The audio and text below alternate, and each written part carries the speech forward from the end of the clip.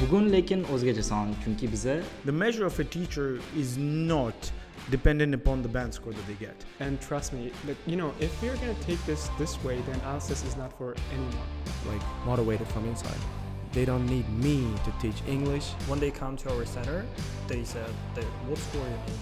No less than 8. and they let only language proficiency certificates. If you want the secrets, you should join a cult in Himalaya and shave your head and just wear a gown. Who cares about me? Because there are other 35 million Uzbek speakers in Uzbekistan.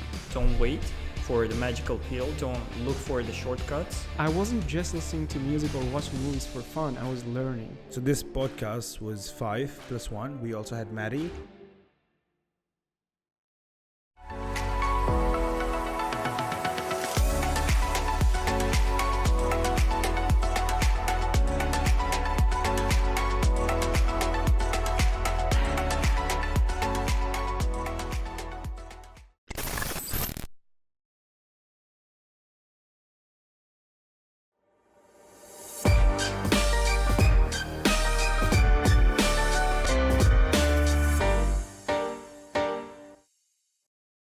Assalomu alaykum, hurmatli Edu-Action Center YouTube kanalini kuzatuvchilari, obunachilarimiz, EduPodcast ko'rsatuvimizni doimiy ravishda kuzatadiganlar, yana bitta sonimizdan ko'rishib turganimizdan xursandmiz. Doimgidek podkastimizga ajoyib bo'lgan, qiziqarli narsalarni, qiziqarli ma'lumotlarni ulashadigan mehmonlarimizni taklif qilishda davom etyapmiz. Bugun lekin o'zgacha son, chunki biza Buxoroda mehmonmiz va bizni Buxoroda mehmon sifatida ko'rsatuvimiz bugungi mehmonlari 4 nafar mehmon chaqirganmiz. Bugun aytadiganimiz BUKHARA edition bo'ladi, ya'ni Buxoro vibe'ini berishga harakat qilamiz. Atmosferasi Buxoroda o'zi qanaqa atmosfera ketyapti, ingliz tili o'rganishda. Mehmonlarimizni tanishtiradigan bo'lsak, Mr. Akmal, Mr. Nazir, Mr. Anas and Mr. Rahim. Bugungi ko'rsatuvimiz ko'proq ingliz tilida bo'ladi. Endi orada o'zbek tilini qo'shib ketishimiz mumkin, lekin ingliz tilida bo'ladi. O'ylaymizki, foydali bo'ladi deb. Okay, let's get it started and let's firstly get the introduction from each of you, like if our audience are thinking who these guys are they just teachers? Well, let's get the briefly introduction from each of you. Okay, Mr. Anas, Okay, if you can start. Sure, yeah, why not? Hi guys, it's Mohammed Anas. This line, if you've heard this line, I think you already know who I am, because you might be following the Millennium Instagram channel. So I'm kind of basically a medical student here in Bukhara. I also teach IELTS, and I also play around a little bit with Cambridge Science, Cambridge Maths, some kind of teaching techniques and all of these things, teachers training. And yeah, that's the brief summary, if you will. Yeah. Mr. Akmal? Hi everyone, my name is Akmal Ahmedjanov. I've been born and raised here in Bukhara. I've been working here in Millennium Center for about 4 years now.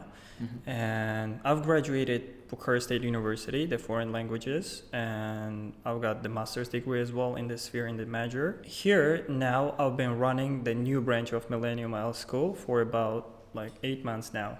Mm-hmm. Yeah, that's briefly about me. Okay. Mr. Rahim? Assalamu alaikum everyone. My name is Rahim. People know me who are studying in Millennium, know me as Rahim Rashidovich.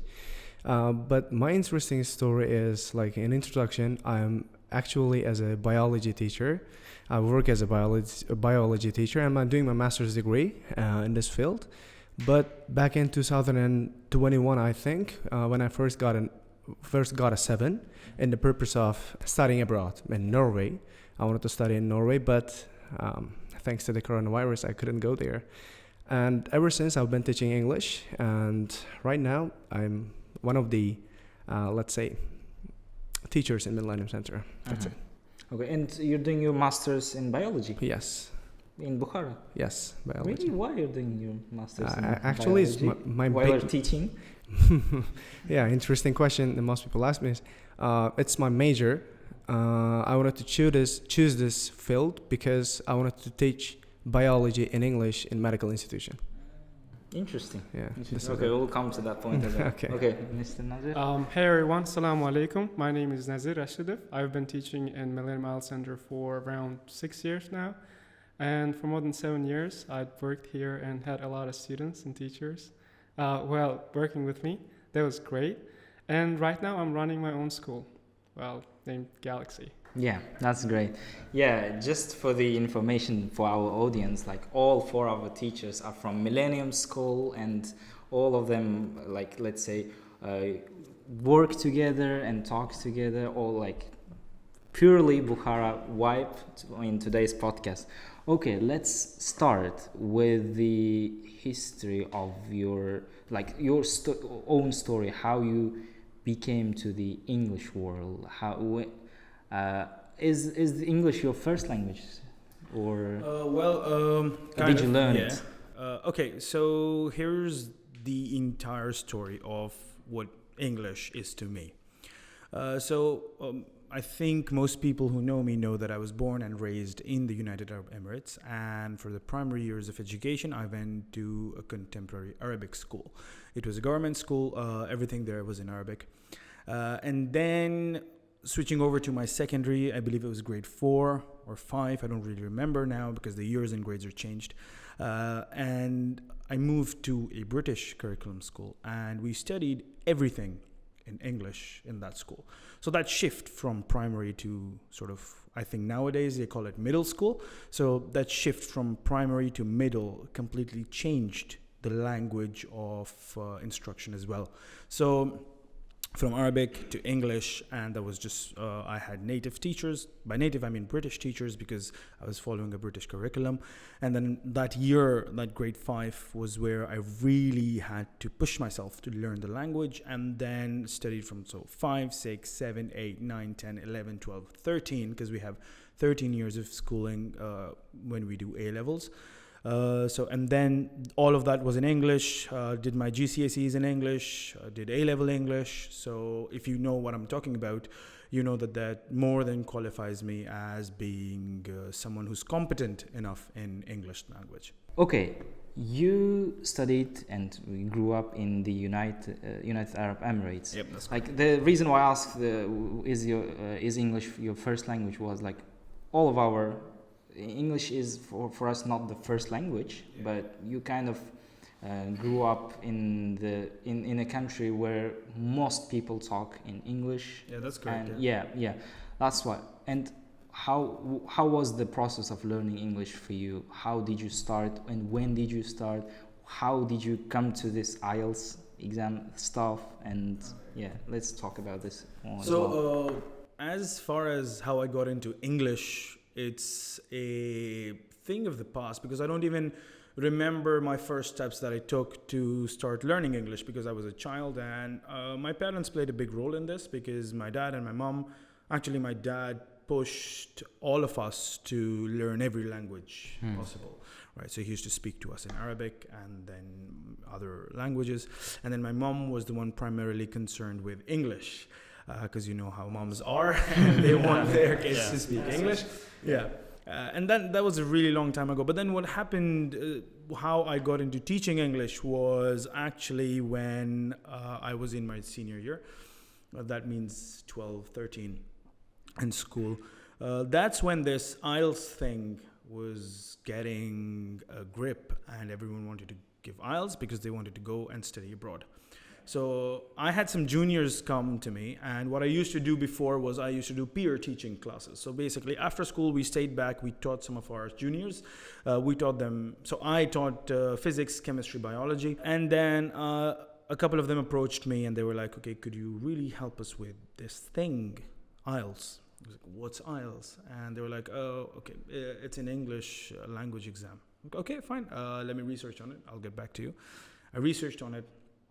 And then I was like, yeah, sounds pretty straightforward, so let's get into it. And those were actually my first students, so to speak. That's how I started getting into teaching IELTS. And then that was there on and off, because usually in Dubai, the course is like, there's a 3-month course where it's just exam prep. Whereas here it's very different, and I'll talk about that a little bit later. But so there was just 3 months exam prep, 2 months exam prep, depending upon the needs of the individual. And then when I made the move to Bukhara back in 2020, the atmosphere here was completely different. By that, I mean like there was a proper IELTS course which lasted just even 2 to 3 years in some places. And I was really shocked to see this. And that's how I got into teaching English, because initially, the plan was not to teach English. Yeah. The plan was to do the same thing I was doing there, pure teaching, my juniors at the university. But that wasn't something that was appreciated here, and it still is not. So English teaching it was, and I remember the first job I got. It was a very small place. I went there and I showed them all of my qualifications, and they were like, really? Are you going to work for us? I'm like, sure, if you want me to. Yeah. And then I did start working there, and I really enjoyed the process of it. But sadly, they had to close down because the guy who was running it, his name is Dilshod, and I think he moved abroad or he started some other ventures, so he had to give that place up. So that was the first place I worked here in Bukhara, and it's just actually across the road right now, and it's closed and made into something else. Yeah. And when you started, when actually you moved to Bukhara, did you have IELTS? Did you take the exam in UAE? So once I remember taking it, and it was, so every time I've taken the exam, the score has been an 8.5. Right. Every time, even the first time. First time as well. So every time I took the exam was an 8.5. And so here's the thing, right? I didn't take the exam to go somewhere, or I didn't take the exam to teach. Actually, this is a very funny story, and it's the same story of how I gave SATs. It was like my friend was giving it, and he wanted a partner. I was like, he called me up. I was like, bro, I'm like, yeah, what's up? Like, do you want to give IELTS? Like, sure. When? Like, tomorrow. Tomorrow. He's like, yeah, tomorrow. I'm like, but I don't know. He said, don't worry about it. I'll take care of it. And you just have to show up. What? And I showed up. And then that happened. So that was the story. So you took the test with your friend or instead of your friend? Like, no, with him. Yeah. With him. Because usually the registration is different in IELTS. Like it closes down at least like 3 days before the test. It does. Yeah, that's why. Yeah. All right. So how many attempts did you do with IELTS? How many? So times? we did once was in Dubai, and then once before I started working in Millennium, I did one attempt. That was the only paper-based exam I've ever given. So that was one. And then I did one with you. Yeah, one with me, yeah. And the one with you. And then I did one more at the presidential school. Yeah, I remember that. I remember that. Yeah, you remember that. We both of us went together to get the certificate. So yeah. And I think that's it. 4, I think. Yeah, four. this is good. Yeah. All right. Let's talk about your experience as well. Like, how did you come to this English world, let's say, and IELTS thing? Well, I think I've been learning English for about like more than 10 years. I was like, the motivation for me was, to be honest, my uncle. He works in London, I think one of the London's university, one of the prestigious university there.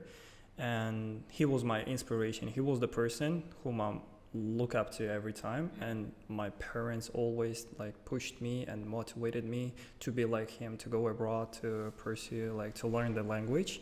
And plus my parents, I mean my mother and my grandmother as well, they are teachers, and that means I followed in their footsteps. Mm-hmm. And I decided to be a teacher, and I was like accepted. I entered the Bukhara State University Foreign Languages faculty and graduated in 2020, if I'm not mistaken, and I decided to pursue my teaching career, and I was enrolled in Millennium Center. Okay. And when it comes to my journey of taking IELTS, it was, I think, the shortest journey, because I prepared for only a month there. Wow. Because I think that the main reason was I had a good knowledge, good English before. Yeah, let's say for general English, how much time did you spend to learn? Yeah, to improve starting your from the English? 5th class, probably, I've been like, I've studied in gymnasium. That was specialized school for like learning languages and math. That means I've been exposed into English more in that school rather than other schools. And then after that, I've prepared for a year to enter the university, because back then we used to have like grammar examination rather than IELTS. It was so popular. It's still there. Yeah, it's still. And I've prepared for a grammar a year, and then I've got like granted a scholarship there at university. And after that, I prepared for IELTS for 8 months, and I took the exam, and my first score was band 8. Wow. The first score from the first attempt. And then I started like pursuing my career of the teacher. I started working there in Millennium. And after about 2 years, when my certificate like got expired, I decided to resit the exam, and the second attempt was 8.5.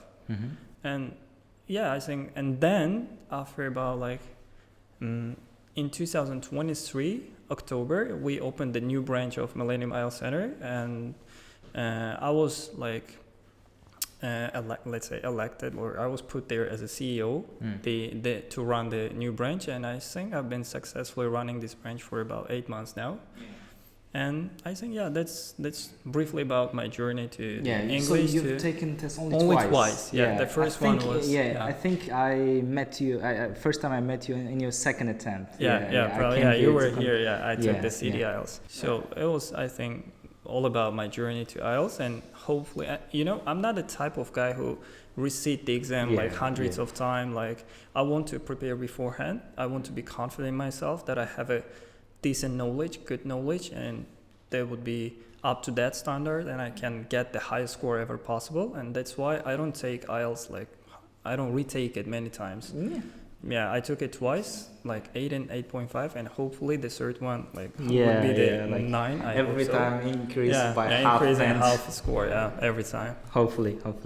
Okay, Mr. Rahim, let's. So it was kind of interesting journey for me, as there was no one for me to look up to, because we in our family we don't have English teachers.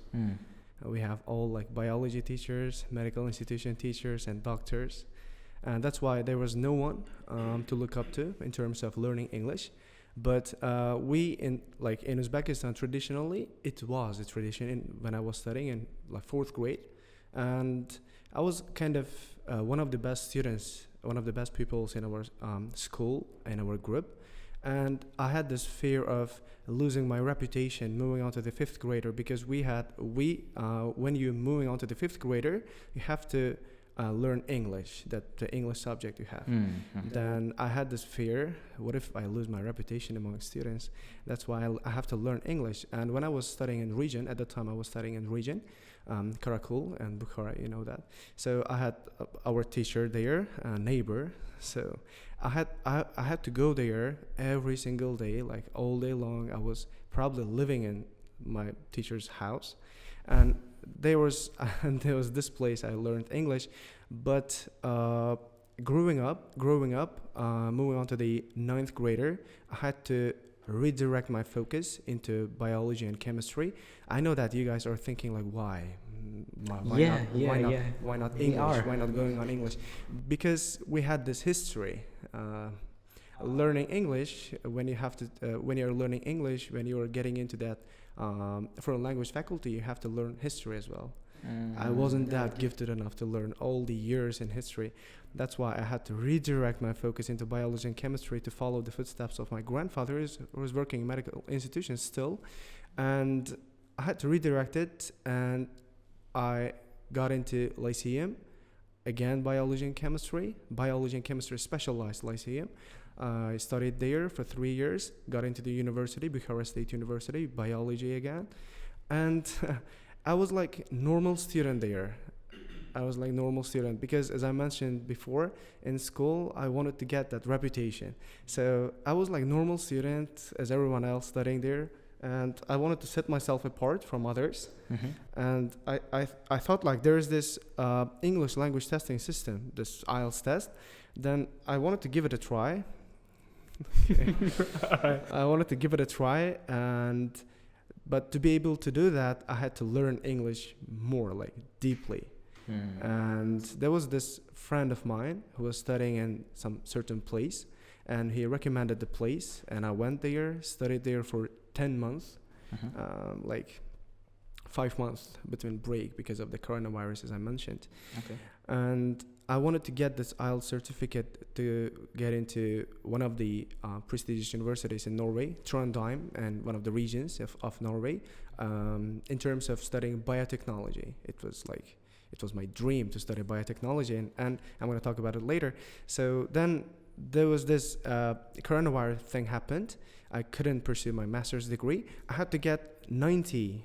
It was like 5 grade in like school system. 90 GPA, the university average score, and 7. These were like requirements apart from the motivational letter or something. And I got that 90 and 7, but this coronavirus that happened. Then it was only me among, I think, 1,500 students who were studying in biology and chemistry in our faculty. It was only me who got 7. And yeah, again, I got all the attention and all the reputation there. And some students started asking me if I could teach them English. Then this is how it all started. I taught them for a month. That they didn't give the money, like they think I couldn't get paid at that time. And that's why I wanted to gain time, let's say, to gain time and to earn some money to make ends meet. I wanted to teach some in certain place, and it was like Mehmonlar. It was like small place teaching kids. I had only one kid, 3rd grader, and at that time, Clash of Clans was really popular. You know, that student used to come to my classes to play Clash of Clans. Third was a nice game. What are you gonna expect from 3rd grader student? He didn't used to speak Uzbek as well, like Tajik. Yes. And how are you gonna teach English to a student who doesn't speak Uzbek? That's why it was a bit hurdle, let's say. Then after some time, after working on myself, I came to Millennium. Then I had to retake the test. You came to Millennium to study or to work? First, I came to study for a week, and it was it was, let's say, hell difficult to study there. We had to. I'd love you to elaborate on. Now I understand my students. 4 practice tests in a day. Yeah, it was very difficult. That's why I had to give up studying there, Millennium, and I wanted to do that self-study thing that most students do right now. And I got involved in this center. I worked there for a year, and as I mentioned, I was. All right. Okay. So it likes you.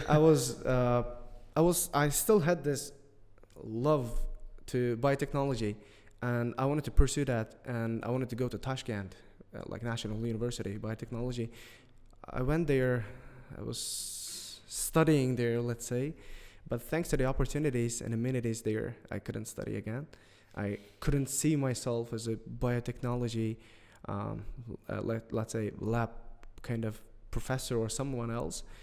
I had to come back to Bukhara, to Millennium, to teach English back again. And I took the test in Tashkent. I got 7.5 with BC.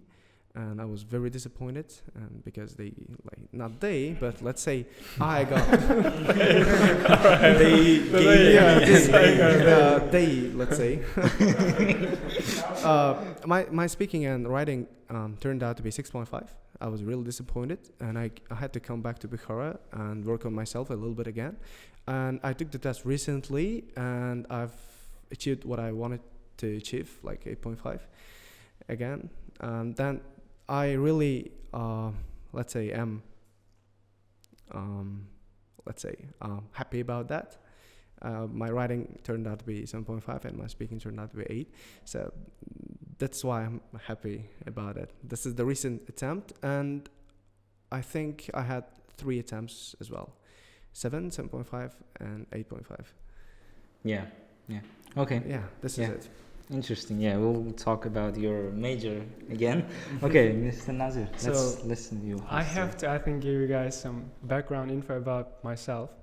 I was born and raised in a family of doctors and also family of overachievers. You know, all the time, all my brothers and sisters, they were brilliant at school and everywhere. They knew literally everything. So I had to act out. I had to do something that my family recognized me as a human being as well. It's like, well, I should have achieved something. Yes. Well, and my life is patchwork of everything. First, I remember finishing whatever the book I should finish in the 1st grade before even attending school. Well, I knew how to read and write before even start schooling. And when I was 5th grader, I started attending Olympiads that was being organized by our government among all the students, and it was called Bilimlar Birleşuğu. Yes. So I remember that. And being a 5th grader, I went Olympiad of 6th graders geography. And there was something different. Look, I got 3rd winning place in a regional contest. It was really great. And for 2 consecutive years, I was with geography. And when I was 7th grader, my teacher prepared me from physics. I was chosen to be intelligent enough to go to Olympiads from physics. And my math teacher was fighting over me, so I should go from math. So I've got similar story, because I also attended Olympiads. In the 4th grade, I attended to literature, like Uzbek ona tili, literature, and then in the 5th grade, I attended geography Olympiad, because my not that I know geography, because my grandmother used to work as a geography teacher for 40 years at school. Oh, wow. Yes, and they think that I know geography well, but it's not me, it's my grandmother knows. It's in the blood. Yeah. The big turn in my life was when I changed my school. I was 8th grader, and my father decided that I should change my school, and I changed my school because of my sister. I was chosen to be a guardian, not, I have to be in the city with them, my sister and my granny. When I came here, the thing is, I wasn't going to Olympiad neither from geography nor from physics, but suddenly I was chosen to go with economics. I thought he was going to say English. Even surprising, I got 1st winning place in the regional contest, and I got my diplomas, and I was to be accepted without any test to college. With scholarship, that was great. Throughout 9 years of school education, I was never interested in English. I wasn't. It all started when I was a 2nd grader, when I was junior in college. That might come as a surprise to you if I say I studied in BUKHARA Vocational Gas and Oil College. Look now. So, gas and oil. And I was a guardian. I was going with my sister all the time to course, and I basically did not study. I was just going and coming back, and having fun with my friends. But it all started to take a serious turn when I was a junior at college, and I chose to come to Millennium. And there, first I start my IELTS journey. I first have taken a test in 2018. There was, I have to admit, very disappointing. I got 6.5 with the first attempt. And the second one was like... You mean they gave you? Yeah. It's like, you guys did it, yeah? All right. And the second one was 7. I immediately after getting 6.5, I should have taken the test again. So, because in a family of overachievers, 6.5, that came with the huge blow, and I felt like I was a disappointment. And I should do something to make the situation better. I got 7. Initially, my plan was to go abroad. I really wanted to escape this place because I had, for real, escape. It's not like, it felt like a prison. And it was my prison escape. Like, having my IELTS was a great escape for me. I should have left the place. And the story of me not leaving the place is because of 3 things. First year after graduating college, I should have, given out my applications to university around the globe. I did. I got accepted, but because of the family situation, I couldn't go. And the second year, coronavirus started, and the third year, war. And I was like, there was okay, and I felt that it wasn't meant to be, and I should be here. Yes. The thing about my university education, I think it's not surprising anymore to you guys. I'm bachelor's of management and master's of economics. Obviously. It was obviously, yeah. And I've been teaching IELTS for around 6 years. Before even teaching in the Millennium, I had several months of teaching with individual students. And I because of my friends, I got a phone call from our head teacher, and I got a job, and that was good. And my intention was always gaining my financial independence. Always, I wanted to be financially independent. I don't want to be seen as the burden in my family. Thus, I started working. That was what kind of pushed me to work. That's how I started teaching. I resonate with to that. earn money, to make my stand. And with the third attempt, I got 8. That was, I think, a year ago or something. And speaking 8, I was totally blown away. But at the same time, I have to admit that I was disappointed again with 8. Because with IELTS 7, I worked 3 years, and I had students who got astonishing results. I was proud of them all the time, my students. I got students who got 8s and 7.5s, but I was being seen as a teacher with 7. Nobody did really care what your students made, but I was being seen as the one who got 7. To the public, they didn't know me, so I had taken a test. It was great. It was great teaching and being in IELTS.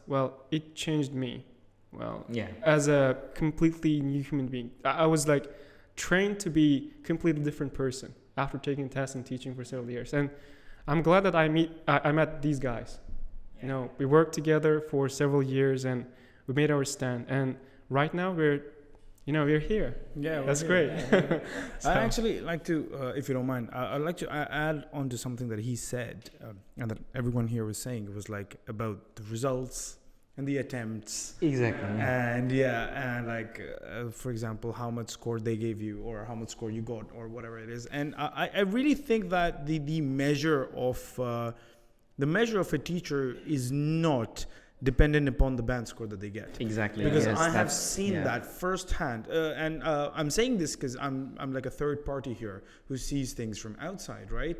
So, and there's this culture in Uzbekistan, actually, there's this culture if you get a 9, then that means you're a good teacher. I know several people, not Uzbeks, but several people who have a 9, and they couldn't teach you English if you paid them $1 million, seriously.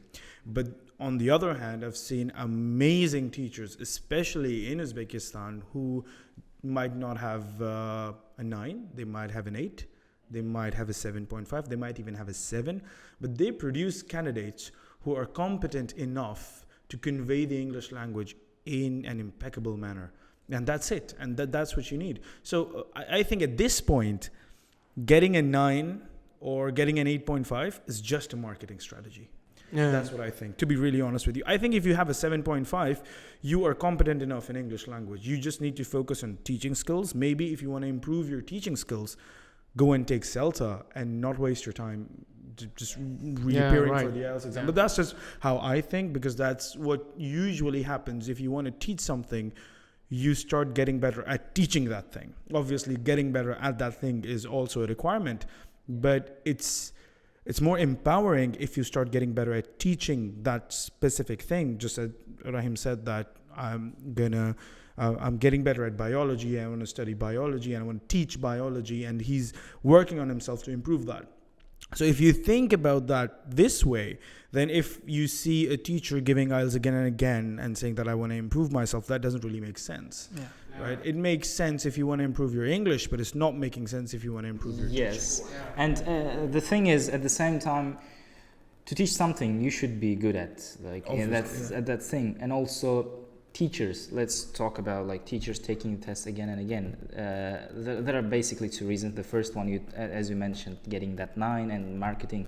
And the second one is there are these kind of teachers who want to know the updates from IELTS, change to teach their students. They don't usually take the test more often, but they do.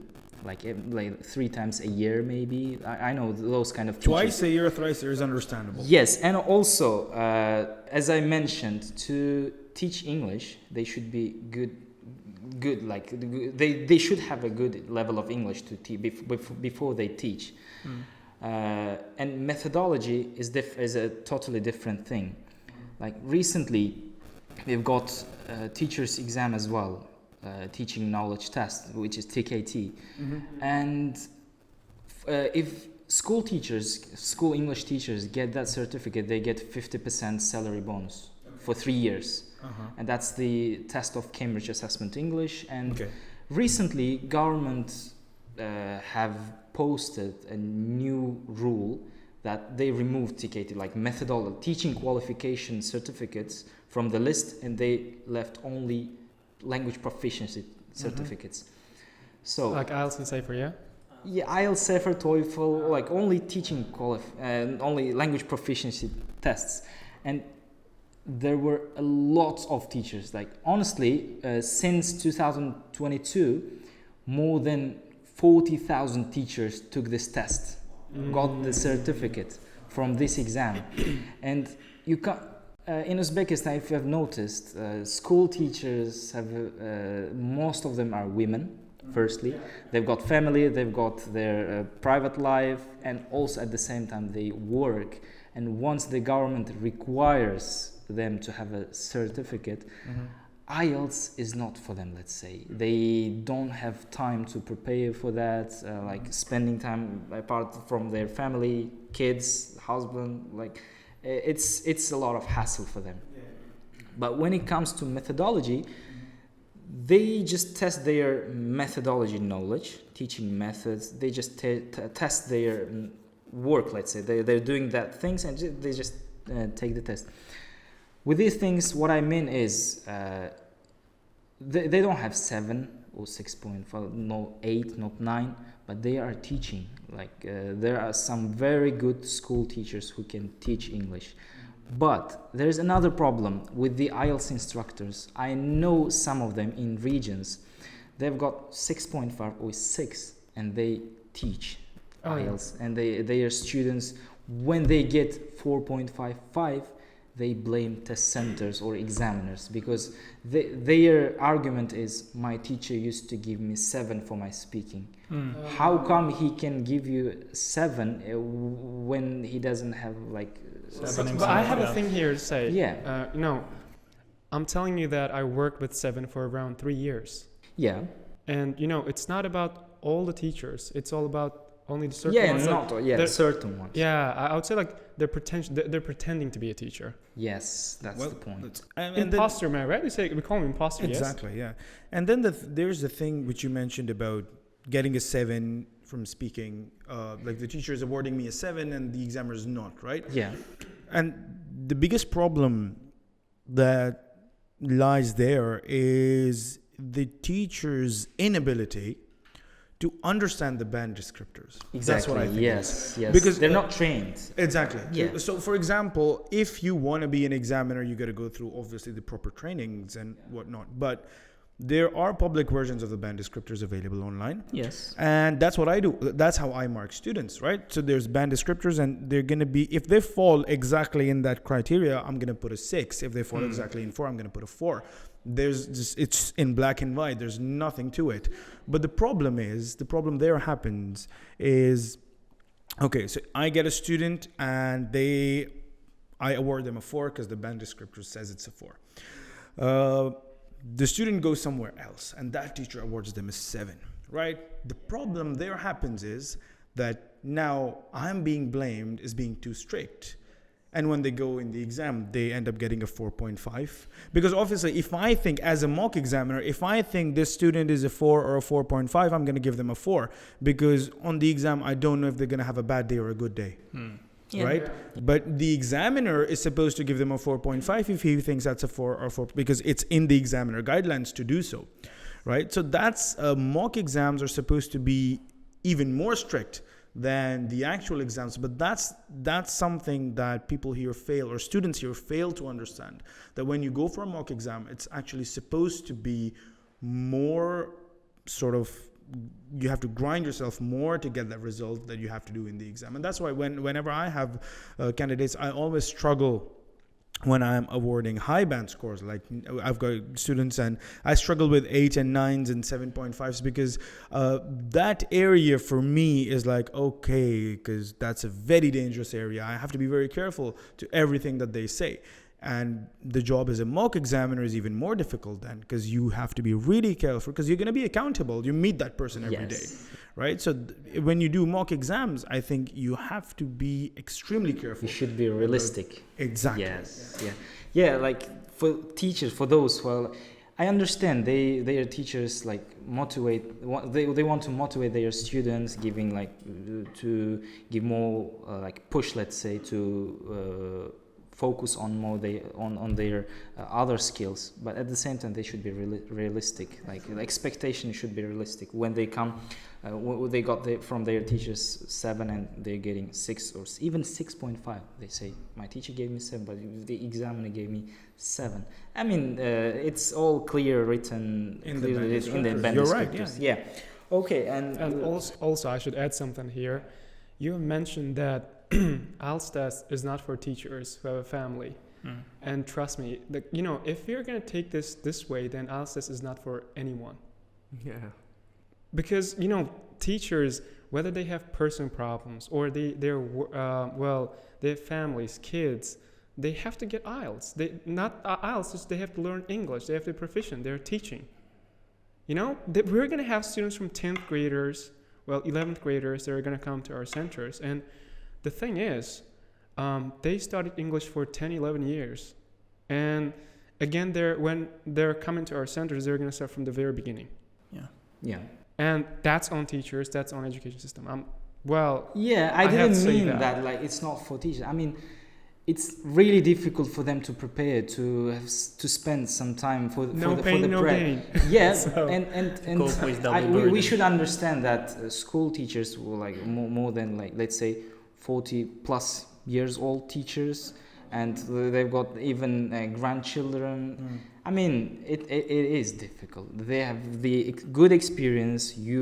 I think all of us in Uzbekistan study in these kind of under this kind of teachers' control, and they're great. They're doing their best, especially when there's a motivation, like financial motivation from the government, like this bonus salary system.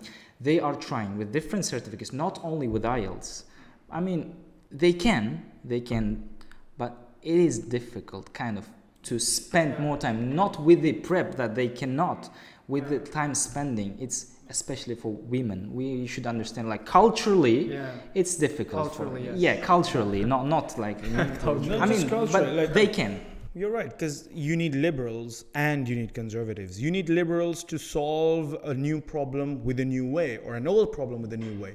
But then you need conservatives, because sometimes you need the same old thing which has been happening for hundreds of years to happen again to solve the problem. Yeah. And it's only when there's a mix of two things that a system develops. So you need those teachers with 40 plus years of experience, like your grandma, who are gonna have those things written in steel that the student has to do this. But sometimes that doesn't work because times change. Yeah. And for that, you need modern teachers. So I don't think that one can exist without the other. You need them. And for them, you have to offer some sort of incentive or some sort of leeway so that they can keep doing what they're doing.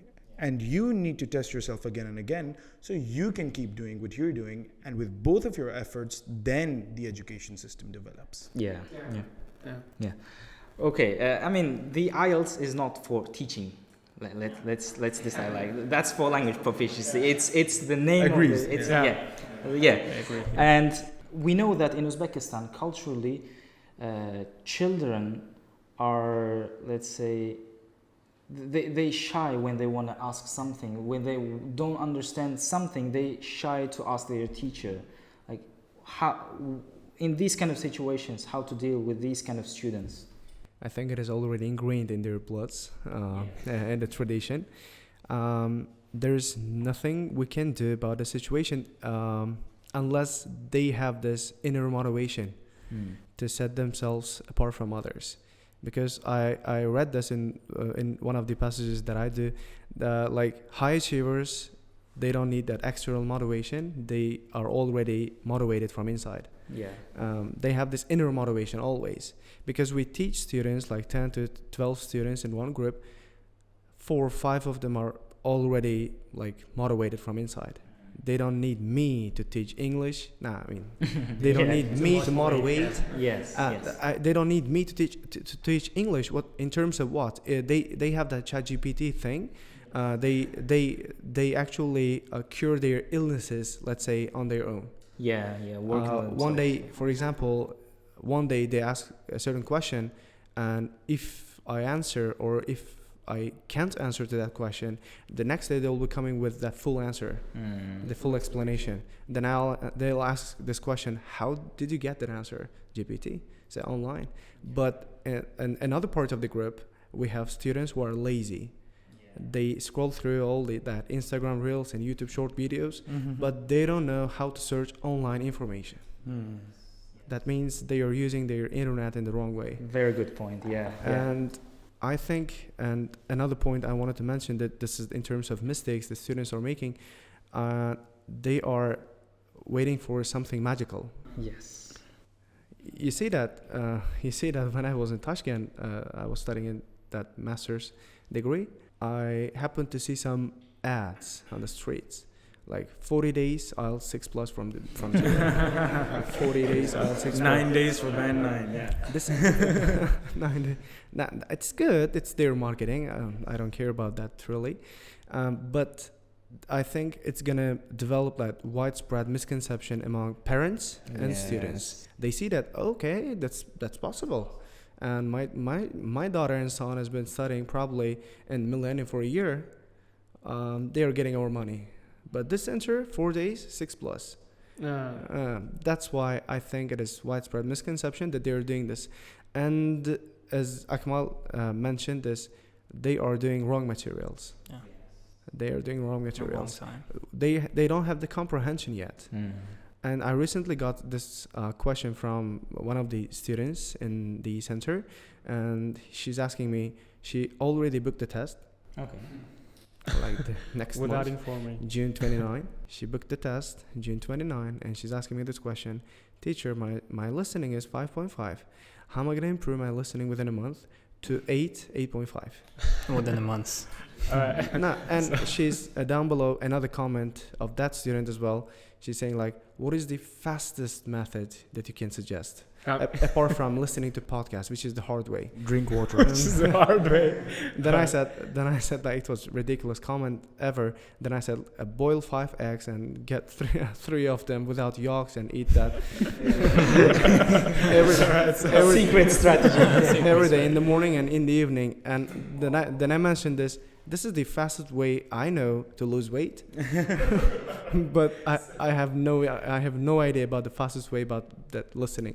You should have said like, you're not a Dumbledore. Yeah. It's like, Harry Potter movie. Yeah. Within a month, can you imagine that? 5.5 to 8.5, 3 jump within a month. That's impossible. Yeah. But these students, like if you go down deeper and deeper, they're beginner level students. They're asking these questions. Yeah. And we are to blame for this situation as well. Blame teachers. What I mean, not we are. This posting IELTS certificates on our channels.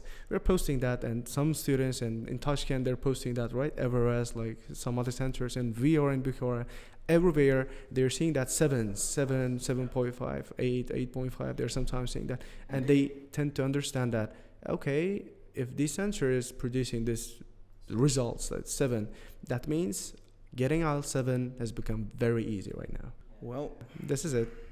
Yeah, if This we is the just situation. summarize all these points, the first thing is like following the instructions of Yes. teachers, like for Not students, following, is extremely important, and also using the authentic materials is also one of the important things in the preparation process. Yeah, and also the third one, you mentioned a very good point, like working on themselves, analyzing their mistake, understanding their mistakes, apart from the teacher's guideline, is a very good thing. Let me give the fourth point. Fourth. Again, we are to blame that these teachers who are getting 9s. No, I mean, this is the marketing strategy. I know that this is the marketing strategy. Once you get a 9, so if you have that own channel with small following, that you try to do something else, kind of webinars, magic webinars with other 10 niners. You're doing this, and the next day when I wake up, I open the channel. The channel has 10,000 subscribers. Yeah. And what they're doing is, you have this problem, like you're not being able to get 40 out of 40 within 40 minutes. I can't do that. So 40 out of 40 within 40 minutes, you're not being able to understand what you're reading. And you have problems with memorizing vocabulary. I have problems with memorizing vocabulary as well. And okay, if you have all the problems, I have a cure. Join my webinar. Yeah, it's like 20:30. Today, 20:30 p.m. Within 30 minutes, I'm going to cure illnesses. It's the webinar being conducted in Uzbek. I know these students, of course, they're going to have this misconception then. Yeah. Their teacher is saying, like, you have to comprehend the passage, you have to digest it, translate from the beginning, A to Z, answer the questions within 20 minutes. And meanwhile, the other teacher is saying, like, I have this strategy, read first 2 lines, second 2 lines, and the last 2 lines, understand it, and give the answer. Get the answer, yeah. That's why. Yeah, I kind of agree with that 100%. So I'm going to give a story here what happened once. I'm not going to say where it happened, but it happened. I was invited somewhere. There were loads of IELTS students, went there. I was really excited. I was helping out a friend. And I went there. I gave the students a little bit of a push. Guess the question that I got asked. Like I gave a really long talk. I worked really hard for that. I spoke for around 2.5 hours to a group of like 20-25 people. Guess what the first question was? The tips? No, worse, even worse. Think. What was it? How to get 9? Can we buy IELTS? How to get like a high score, like real short period. We can. Okay, ready? Yeah. Give us the secrets. It's like, yeah. I'm like, okay, if you want the secrets, you should join a cult in Himalaya and like shave your head and just wear a gown. That's what a secret is. Okay, there's no secret to getting a band 9. And that student came to you with 1 month. But you know, with me, what happens is when I'm teaching, I'm at Millennium, and some of the students come, teacher, my exam is tomorrow. I'm getting a 5 now. How do I get a 9? I was like, I'm like, where should I bang my head? Just tell me and I'll do it. I'll tell you the worth. Like on the other day, I was with one of the IELTS instructors next to our office. I was talking to him outside of our office, and one of the candidates was coming and asking, I've got the speaking exam after 10 minutes. Can you give me tips? After 10 minutes. Can you give me some tips to breathe? That's it. Yeah. Just speak. Yeah, speak. He can breathe. Yeah. Speak in English. Yeah. So that's the problem. The thing is the secrets. And what students often fail to realize, and that's something that you should add to your summary, is that a lot of this IELTS teaching, so for example, let's say you have a student for a year. We usually have them for a year, right? So you have them for a year. 10 to 11 months of that is general English. Yes, and then the last month is exam prep. Right? So that 10 months, what I find doing in my class, and this might be unusual for some of the students and even some of the teachers, is I'm teaching about the history of maps. I'm teaching about how water is purified. I'm teaching the things which they're interested in. I'm teaching about how production happens in movies. I'm teaching about camera angles, dead spaces, photography, whatever they want, whatever I can give, whatever I know. I have a plan, and I'm teaching English by content. And that's what teachers don't do. And when I teach English by content, at the end, after 10 months, after 11 months, when they're given a speaking question, when they're given a reading question, when they're given a writing question, they know. They're like, how do I know this? I didn't study this. You know it because you sat in a class and talked to me about photography for 2 hours. Yes. So that's what they need to understand. They need to learn everything in English. And then the last couple of months is exam prep. The biggest mistake they do, they always look for the shortcuts. Yeah. They always look for the shortcut, that magical pill. The secret magical pill. Yeah. But here's something to when add. Well, I think to finalize what they say, and they brought up 2 awesome points. Well, Let's first understand the concept of knowledge, how to gain knowledge. Well, to gain knowledge, person needs 6 qualities. First, being, you should have strong willpower. You have to be willing to sacrifice your time, and you have to be willing to sacrifice whatever things you have to gain knowledge. The second is resourcefulness. Well, students should be resourceful. They have to be able to look for things from places, and they have to be able to, find out the right place to look for things. Yeah. And the third is going to be ingenuity. So they should be clever. Like they have to try always being clever. And the fourth one is enough supply. Mm-hmm. Well, and fifth one is, in what we say, like teacher's guidance. And the sixth one is long time. You've just You know, it's described like- the perfect student. Yeah, that's it. Yeah. I mean, in Uzbek, that would sound very great. And if you have those 6 qualities, gaining knowledge is not a thing for you. Yeah. Just you have to know that. And what they said, better selection in the centers and better selection classification. That's really important. And being able to figure out the aptitude levels of students. And also take into consideration their background. Well, do they know things that they're being taught? If they don't have an idea of what the politics is, there's no point in talking about politics. First, you have to explain the politics. Yeah. And what do you guys think, based on your experience, what do you guys think teachers, let's say, role, how many % dependent to the student, how many % to teacher during the prep? I always say this to my students, I think it works for 20 to 80. It's like 20% of teacher. Yeah. because 90-10. Students are with us for 2 hours within 24 hours. Yeah. They come for 2 hours, if not more than that, 3 hours, let's say. 21 hours they are doing on their own. If they sleep for 10 hours, they still have 11 hours of self-development, self-practice. If they're not self-disciplined enough, there is nothing we can do to help them improve their scores. Yeah, even I'll tell you, when I was preparing for the IELTS as a student, I also was planning to enter the university after getting IELTS. Okay. What was your score? My first score was 5.5. Okay. And I lied myself. When we did a mock test together, our teacher was giving us mock test for the whole class, and at the same time, I was trying to find the test version and find the keys, all the keys, and getting 8.48 for the listening and reading section. He becomes an Edu-Action. No, I mean, I didn't work at Edu-Action at that time. I was a college student, and I mean, the point is, this happens with students a lot, and I experienced that process with me. And after getting 5.5, I said, okay, come on, why lying myself? And this is a real problem, especially in Tashkent. I've seen a lot of people. I've been to all parts of Uzbekistan, and I've talked with different people. And in Bukhara, what I noticed, even from your points, you said first you got 6.5 and you got disappointed. It was kind of. What's the reason? It was enough for your university, let's say, and for entering local university, even for international in Uzbekistan. Let's say. Some of them. For bachelors, it's more than enough. Yeah. But actually, here's a story behind it. I started in a group, like my family. My family, we were 4 siblings, overachievers. Yeah. My group's the same.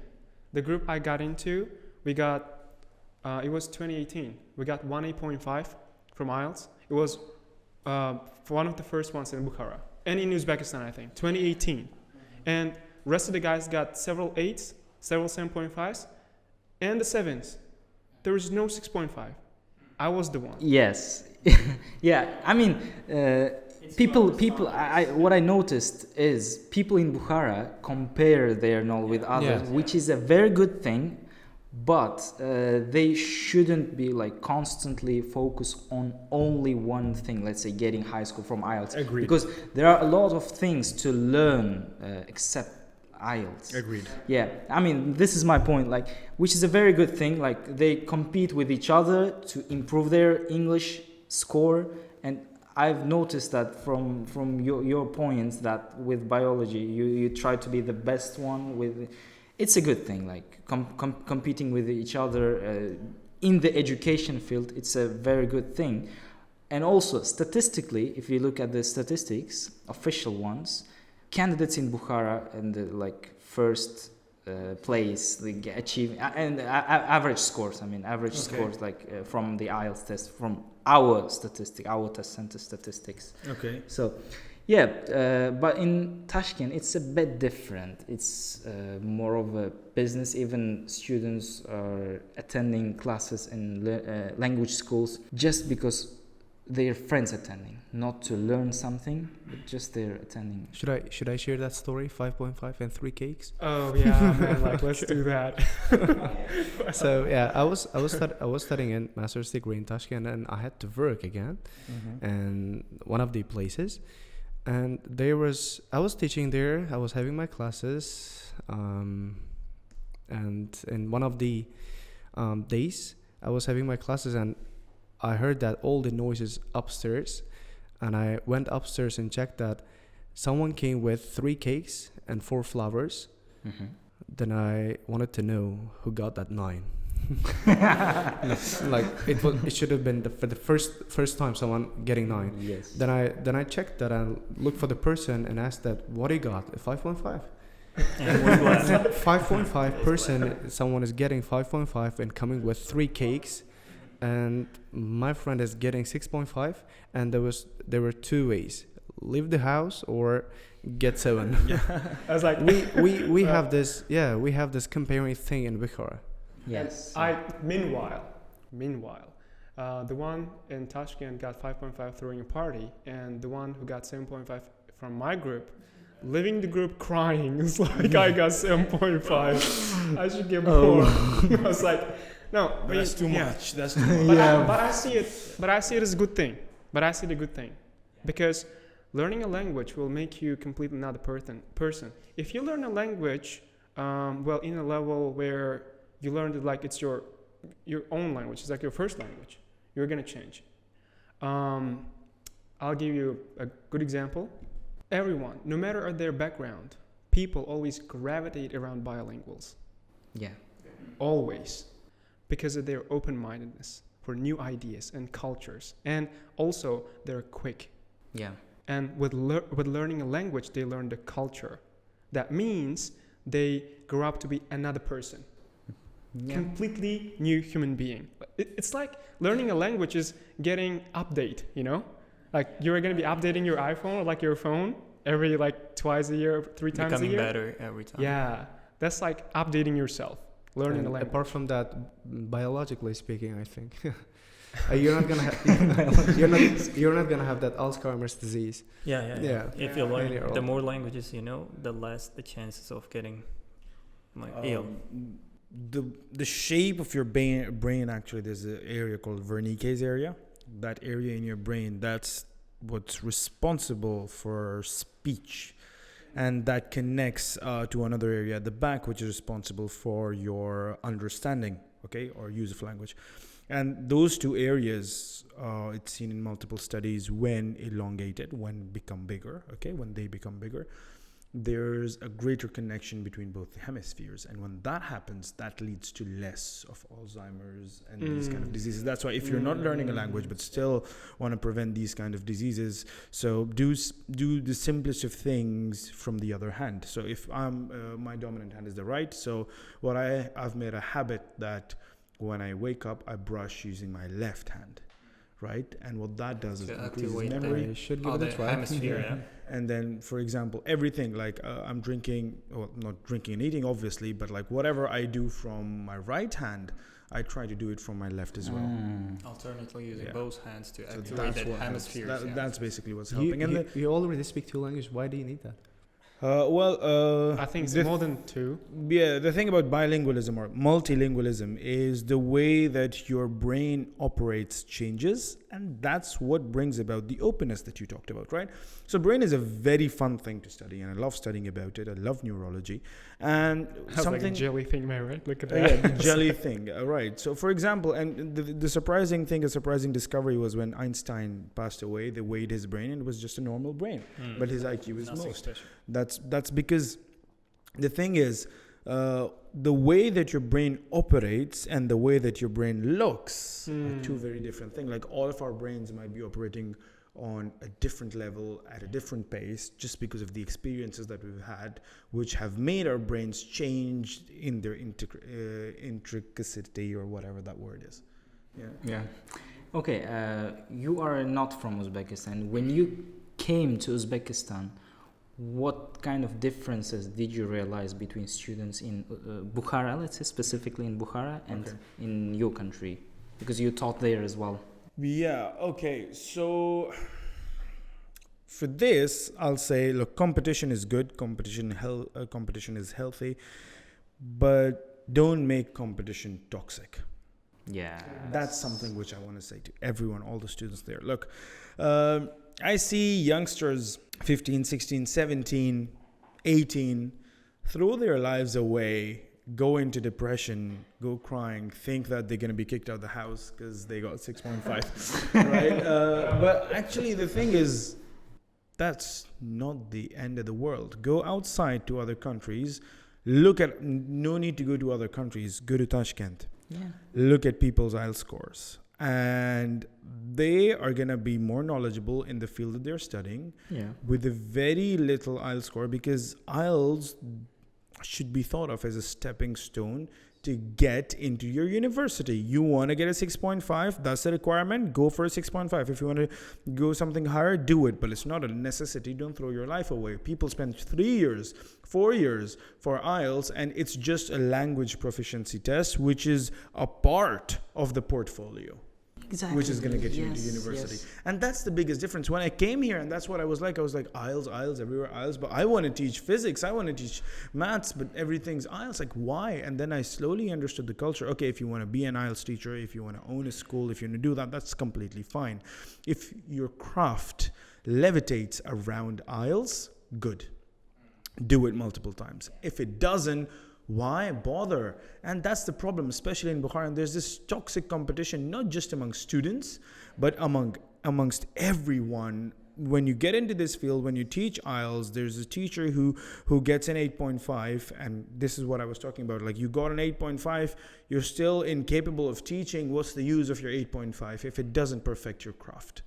Right? So that's the biggest difference. And then the other thing is the extremely stale and sedentary lifestyle of the students here, especially in Bukhara. You wake up in the morning, you go to school, you go to the course center, you go home, you do your homework, you sleep, you get up, you do the same thing.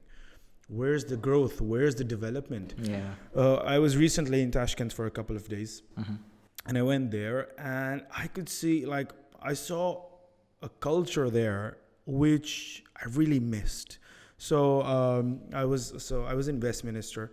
There's Costa. It's new in Westminster, just opened. I was there and I was sitting, and what I really miss about home was like going to a coffee shop and reading a book.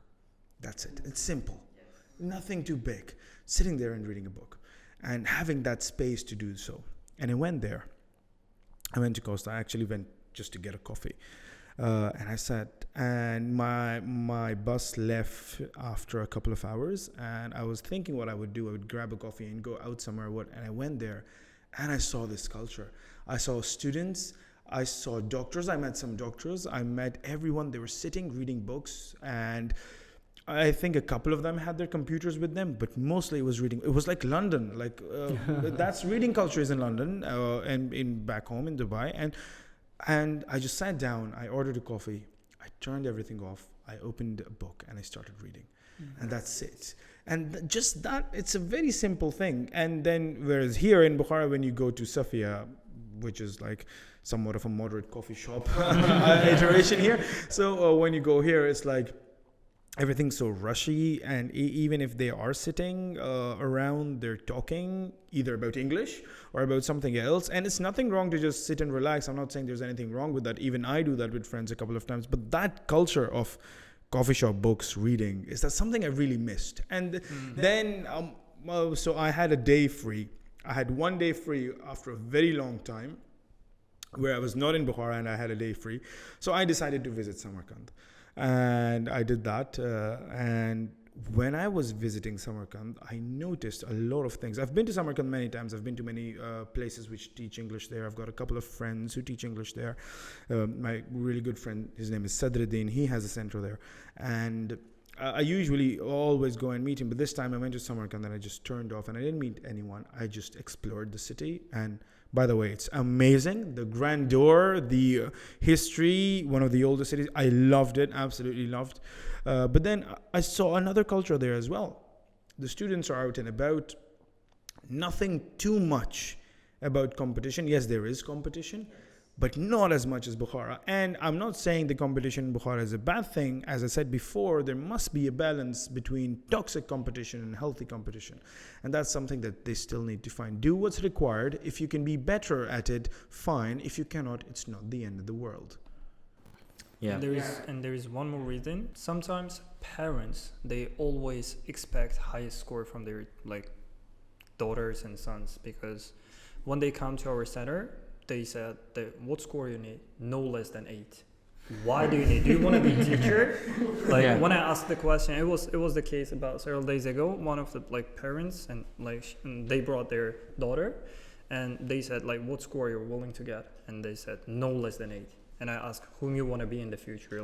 Why do you need this score? Do you want to be English teacher? No, she wants to be a medical student. She wants to be a doctor. She doesn't even need that score. She needs she doesn't even 7 is if you want to study abroad, you have 7 everything, you're competent enough to be a doctor. And then they said that the daughter of my friend got 8. Oh my and God. She let's give a message to parents in Uzbek language. Ota-onalar nima unaqa ko'p narsa kutishadi. Ota-onalar you can give yours. He's done. They're gonna run they're gonna hate me probably for that. Yo'q, aytish kerak, ko'p ota-onalar ham faqat Buxoroda emas, boshqa shaharlarda ham meni tog'amni o'g'li olgani uchun, o'rtog'imni qizi olgani uchun 7 olish kerak, 8 olish kerak yoki boshqa o'qituvchilar aytadi, "Men o'qituvchi 9 olibdi, nega siz 9 olmagansiz?" degan narsa juda ko'p bo'ladi. Ota-onalar eshitishayotgan bo'lsa agar yoki o'quvchilar ota-onalarga eshittiringlar shu narsani yoki tarjima qilib beringlar o'qituvchilar aytishganini.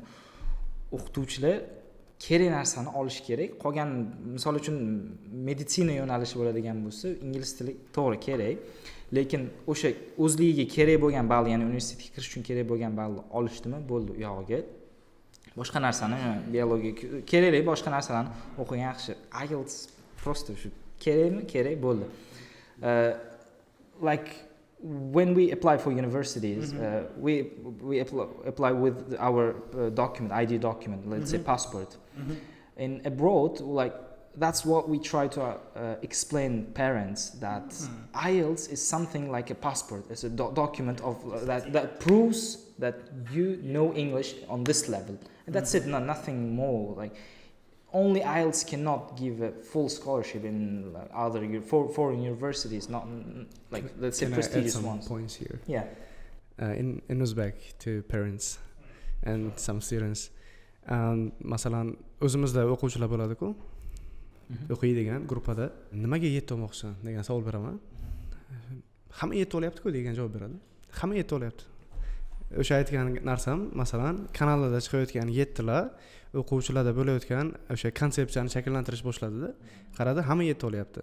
Keyin ota-onasi ham o'yladiki, ha, bu ham 7 olish niyati bor. Demak 7 olish kerak bu ham. 7 dan past bo'lsa, tamom, boshqa narsa bo'lmaydi endi. U yerda asosiy shakllangan narsa maqsad xato qo'yilgan o'quvchilarda.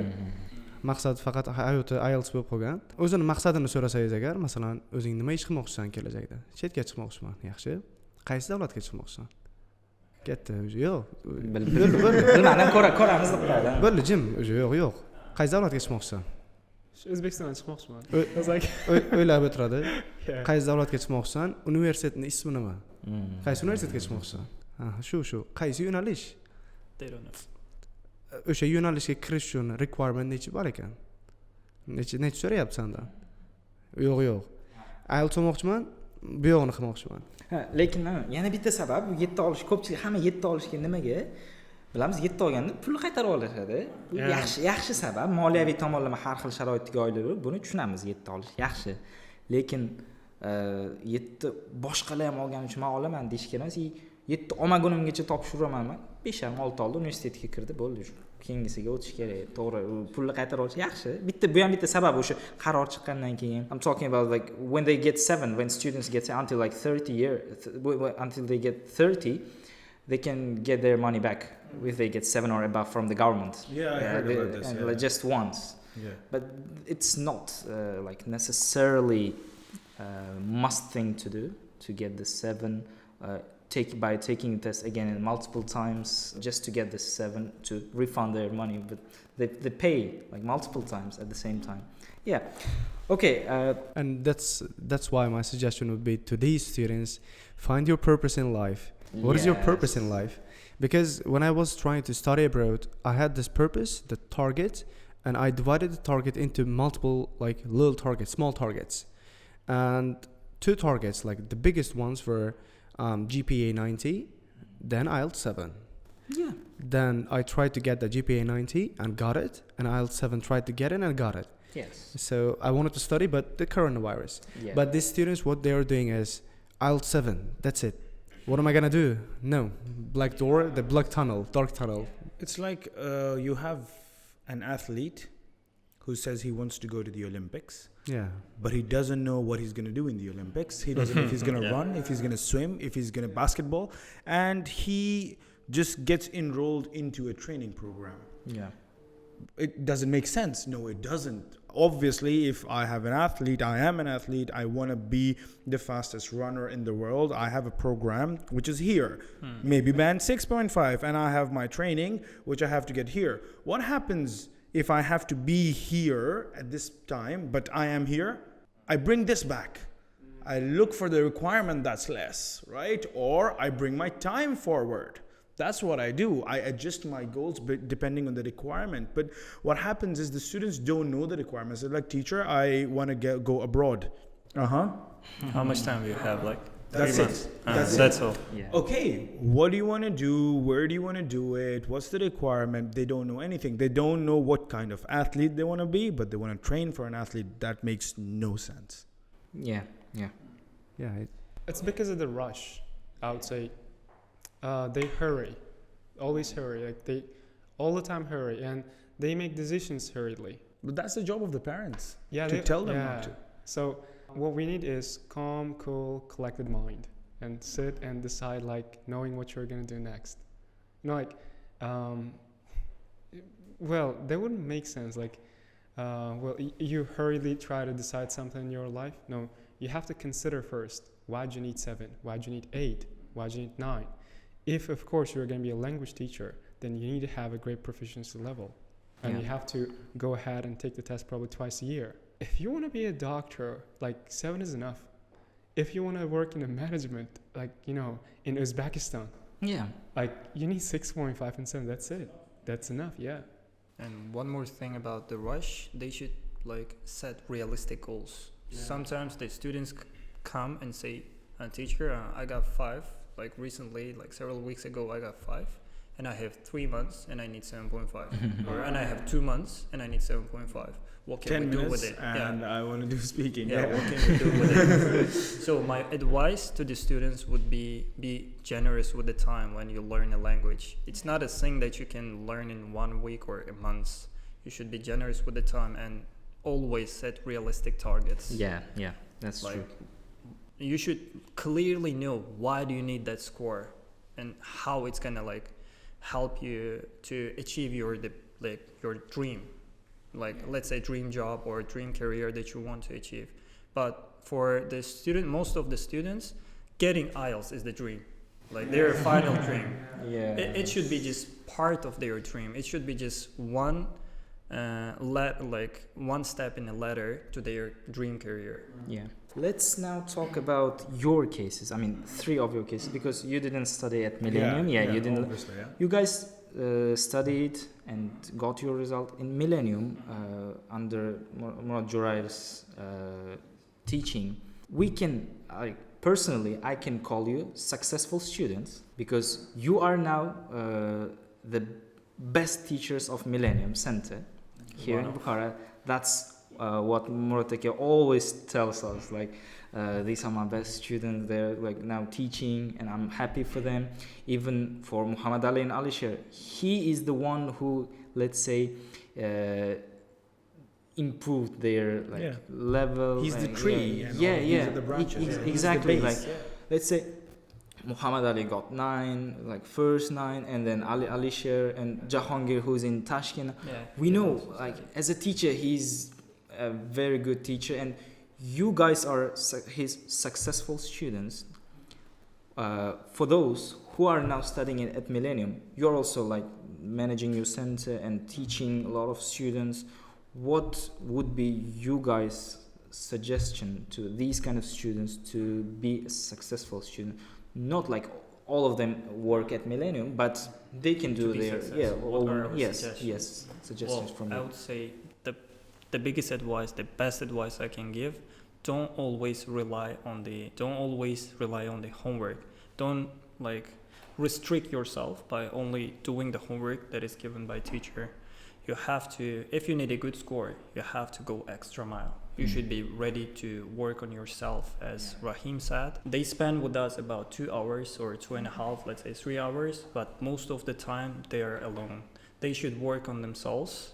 They should do research themselves. They should try to improve. As we discussed here previously, like it's 2080, that 20%, we are here to teach, we are here to guide, but if they do not work on themselves, if they go home and just lazy around, just spend their time, waste their time on Instagram, just scrolling reels and doing nothing, it won't help. I think that the best advice for me would be go extra mile. Don't wait for the magical pill. Don't look for the shortcuts. Work on the general English. And for example, if I had, let's say, 10 months for preparation, I would spend 8 months of this period for improving general English, working on myself, and then the rest 2 months for working on like strategies for getting acknowledged with getting familiar with the task format. Yeah. How about you? You're now one of the key teachers of Millennium Center. Not that much. No, that's true. Okay, let's stay humble then. So I recently watched this YouTube short video where Ronaldo talks about his experience, and he's playing in Al Nassr, right? And he says like, and the quote, let's say, goes like, everyone wants to be Ronaldo. Everyone wants to be Ronaldo. But he says like, if I can give you the map to be Ronaldo, would you do that? 100%? And recently I had this kind of 2 hours of lecture with my students.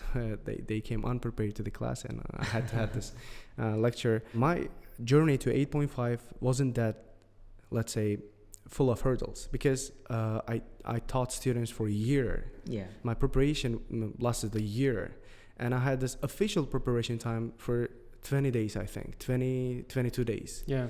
We registered for March 24, and it was 5th or 4th March. Around 20 days. And what I did was I taught students for a year. We had probably thousands of passages, apart from Cambridge's and simulation, everything like actuals, thousands of different passages. We worked them. I digested those passages. I fully comprehended those passages. I gained knowledge from them. I gained information from them. And within 20 days, what I did was 7 to 8 hours of speaking full English, like teaching classes, full English, and 2 to 3 hours deliberate speaking, like doing something else extra, then writing 7 task ones within a day for 20 days, for 7 task ones and 2 task tests, and I didn't do listenings. because my last listening was 8.5, and I had been listening to podcasts a lot for a year. I didn't do like specific listening tests, but I finished Cambridge 18. I didn't do that before. I finished Cambridge 18 within a day. My test was tomorrow, then I finished it within a day, and I got it, and I gave this map to students 3 days before, let's say 3 days before, and they're coming 3 days after. They did nothing again. Yeah. Because what the things I mentioned were very, very difficult. Not everyone can do that. 7 task ones. If I wrote 6 task ones, I used to punish myself. The punishment is 14 task ones the next day. Yeah. This is it. They are not self-disciplined enough. They don't have the self-punishment if they don't follow the rules of their own self, and they don't have this self-motivation. No one else can motivate you if you're not motivated from inside, as I mentioned. That's why I don't motivate students. Yeah. I don't motivate them. I say like, you are no one. Just we like joke with each other. You're no one. Right now you're no one. Yeah. And to be someone, you have to be like another quote. We have this: nothing changes if nothing changes. Nothing changes. Yes. Yeah, nothing changes in your life if nothing changes in your life. They are not changing anything, but they're expecting something else from us, like magical pill. Yeah, it's not only about desire, it's about... Then I gave them magical pill. If you can do that, 7-8 hours of speaking, 2 hours of deliberate speaking, 7 task ones, 2 task twos, 4 reading tests. I used to do 4 reading tests with my students and 2 reading tests at home, and like around 6 hours, let's say. And this is it. This is the map. If you can follow it, you're going to be the next successful student, next successful teacher, and next, let's say, guest here in the podcast. This is it. I think my best advice would be. Yeah. Yours? All right. You have yours, Right now? Sensei, and Let's share thinking about it, right? So I was like, a lot of stuff to suggest. Right now, running a school, I have a lot of students there, and I have to deal with them all the time. Best advice is, when you're learning a language, you are a newborn baby.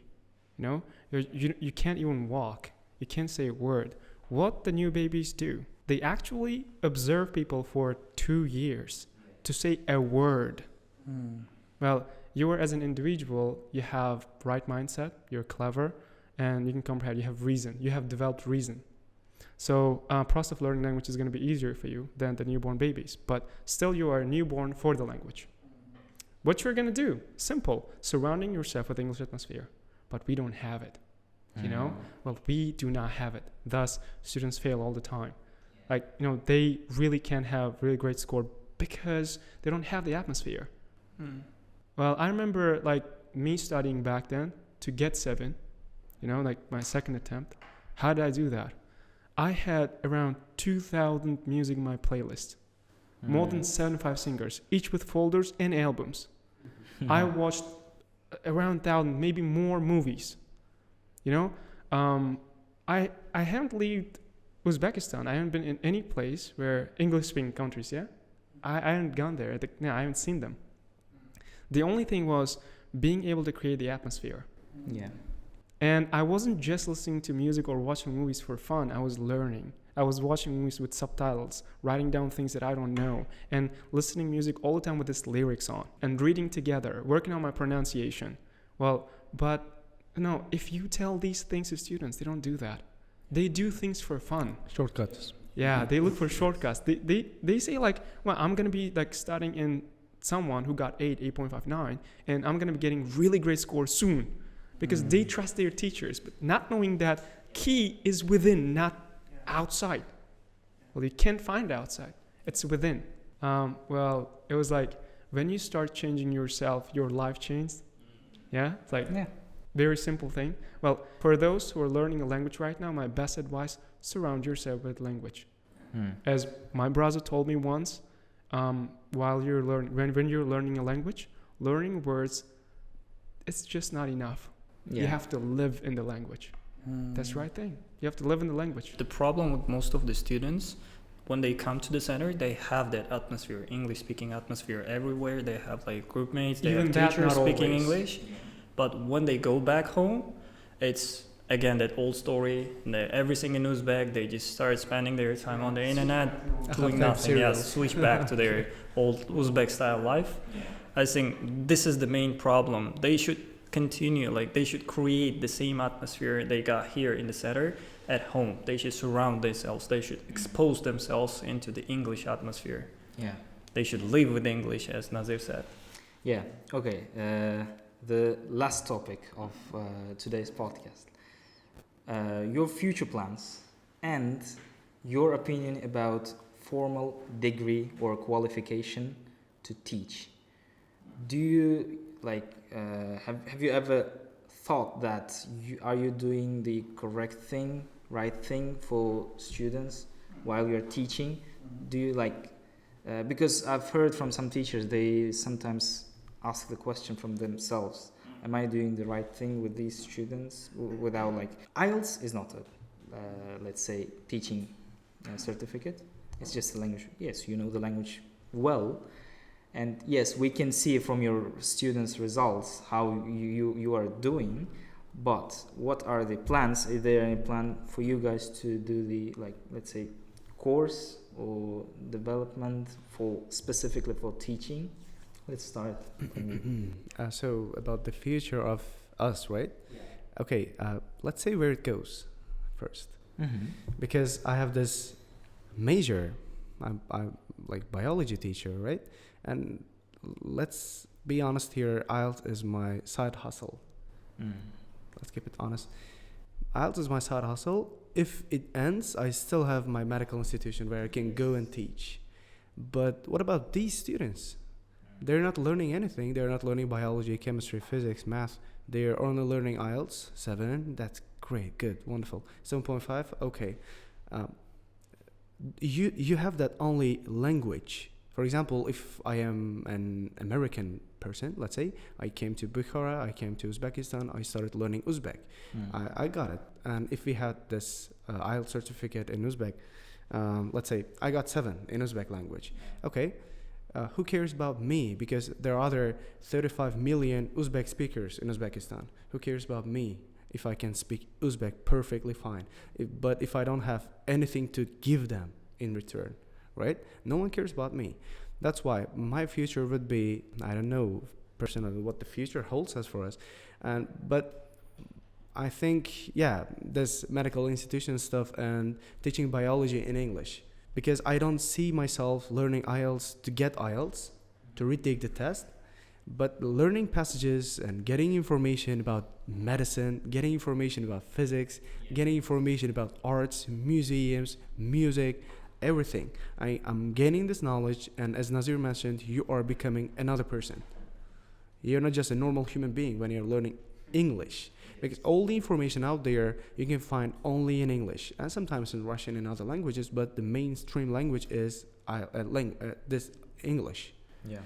That's why I wouldn't be surrounding myself with English for the next 10 years, but my major thing. Because I have to teach biology. Medicine is the fundamental thing. Not IELTS, but medicine is the fundamental thing. Language is a tool for you. Yeah, a language is a tool for me. Yeah, because we have these foreign students. I don't know. I don't think that I can teach anything to Anas. but it's like a good one, mate. Yeah, but there are other students. There are other students who are coming from Pakistan and India, right? Jordan. Yeah, there has to be someone who can teach them biology in perfect English. Because I personally know that from my grandfather, there are no perfectly English speaking biology teachers, biochemistry teachers. Agreed. Chemistry teachers in medical institution. These students are coming to Uzbekistan, but they are leaving Uzbekistan with nothing in their hands, in their brains. And I had this conversation with your friend. Let's not say nothing, small thing, at least okay. a thing. Because I know what I heard. With his friend, I had a conversation. When they go back to their country, they will undergo a strict examination of what they have learned in Uzbekistan. If they didn't learn anything, all these 6 years they have spent here will be like no avail. And also, university's reputation will go down. Exactly. Like That's country's reputation The goes Exactly. down. That's Yeah, bad. not The only countries, university. Yeah. That's why I think I can see myself in medical institution in the near future, not in this IELTS business. Yeah. Okay. You, Mr. Muhammad Anas. Okay, so I was a person who... She's back again. So I was a person who always liked to plan things until COVID hit, right? Yeah. And even in my wildest dreams, I didn't think I'd be a medical student in Uzbekistan, in Bukhara. And even in my wildest dreams, I didn't think I'd be sitting here doing this podcast about IELTS. So, yeah. So I was a firm believer in planning, but not anymore. However, I don't know what role I'm going to play in the future of Uzbekistan's education. I really don't see myself anywhere here, just if the system stays the way it is. However, I am seeing a lot of changes in the educational system here, which is a very good, a very positive thing. When I came back here in 2020, it was almost impossible to get a word out of English out of anyone. But nowadays, every taxi driver will get a 9 in part 1 of the IELTS speaking exam. So, and the thing is that we're going to need more specialized educators in English, like Mr. Rahim for biochemistry, he said. And we're going to need these kind of people because the complete atmosphere is changing. The presidential schools here have started to do A-levels, which is the same qualification which I have. And if you are a student of A-levels, or if you know about A-levels, you know how competitive it can be. SATs are nothing when compared to A-levels. IELTS is, okay, imagine IELTS being like, a peanut, right? And just the cover, that brown small thing of the peanut, that's IELTS. And having the peanut with its cover, that's A-levels. That's how difficult it is, right? And I see not just state schools, there are private schools who have started to take A-levels. And I really love the future of education wherever it's headed in Uzbekistan. Maybe I have a role to play here. Maybe I don't know. As for teaching, yes, I do really enjoy it. I also enjoy medicine. I also enjoy surgery. So the long-term plan anyways was to be a doctor, to be a surgeon, and to teach surgery as well as do it at the same time. So I don't know where that's going to happen, but I have a feeling that is going to happen somewhere. So that's the future plan for now. As for English, to be honest with you, after 5 years, I don't even think that we're going to need specialized IELTS schools. With just 2-3 months of exam prep will be enough, just like it is in Dubai. So that's it. Just basically depends on the future of education where Uzbekistan is headed. And so far, I like what I see. Yeah. How about Well, I'm bachelor's of management, and the thing is, I'm doing my thing. I'm managing. I'm having my own school. Having teachers there. I'm managing my students and teachers. Well, but my future plans, I don't basically share that, but okay. So I want to do a community thing. Call me patriot. I want to help my community. It might sound strange. I had a chance to work in a city and to go to Tashkent and continue my career in IELTS teaching. I could make really great money there as well. But I chose to go to my hometown because my people right now in my community needs me. Like, they need me. So I'm going there to help them to have the great score. In Bukhara, we're having right now 8s and 7.5s and 8.5s. I want to have the same thing with my community there. It's a very respectable venture. Yeah, it's like, I always tell my students that you may not change everything, but you may be the beginning of the change. Exactly. I want to start that change in my community. I want to bring another level of education, quality of education to my neighborhood. Well, every single people living in this, in my neighborhood and in that city, town, they have to know this. They have to know that, learning a language can help them to better their lives. Yes. So that's what I'm trying to do. Well, I started out doing things. Right now, it has been like 2 or 3 months right now. And I'm on my way. I'm not expecting great things in return. Yeah. Maybe I'm not going to be top 1 Forbes billionaire. Yeah. No financial gain maybe. But I expect at least to leave a better life for the generations come after me. My people, like our community, they have to grow. Yeah. I want to see the same thing that we are having in Bukhara, in my hometown. Why people has always they should keep coming back to the city or some other places. where we can create it that in our hometown, in our town. Very Wow. altruistic. Yeah, very like altruistic. we can know from these things that it's not all about money, it's not all No. about things. In Uzbek we say niyat, to'g'ri niyat, like that's like I love this. Yeah. Education is not a business. Yeah. Yeah. It's a matter of building a community. Teachers, we need good teachers because teachers form the society. Yeah. Doctors, they need teachers. Politicians, they need teachers. Lawyers, they need Even teachers. presidents, like Yeah, everybody. Even everybody. teachers need teachers. Yes. Of course. Without So- them. Teachers are builders of society. We need them, so we need the good ones. That's what I'm trying to do in the future. I hope that I can make things come true. Yeah, we hope Yeah. so. Yeah. Thank you so much. Thank you. I really enjoyed talking to you guys. It was really great. I just want to say one more thing. So this podcast was 5 + 1. We also had Maddie. She's the housefly you see around.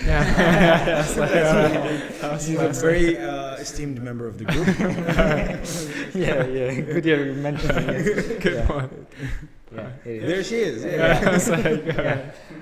Okay, thank you so much. Thank you so much for spending your time with us. Thank you so much for coming. Thank you And for thank having you us. too. Yeah, thank you for having us at your center. And we are also guests in Bukhara. And every time at the end of our podcast, Akmal used to say, and I'm now saying to in every of our podcast, this is our first conversation, first podcast, but not the last one. Mhm. There are several topics to talk about and to share your experience. Again, we hope to see you guys in the future as well in our podcast. Thank you so much for your time. Thank you too. very Thank you for much. having us. Thank Yeah. you. Thank Okay. you. Thank you very much.